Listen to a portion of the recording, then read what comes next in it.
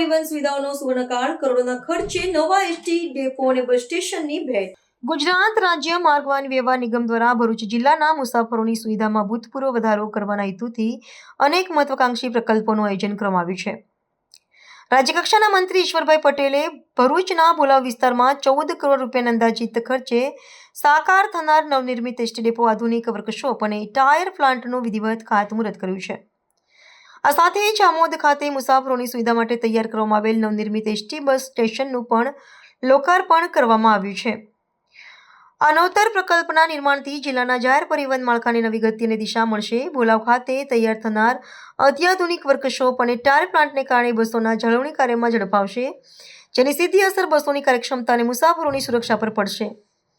મંત્રીએ આ પ્રસંગે જણાવ્યું હતું કે સરકાર છેવાડાના માનવી સુધી સુલભ અને આરામદાયક પરિવહન સેવા પહોંચાડવા માટે કટિબદ્ધ છે. આમોદમાં નવા બસ સ્ટેશનની સુવિધા મળતા સ્થાનિક રોજગારી અને વેપારને પણ પ્રોત્સાહન મળશે.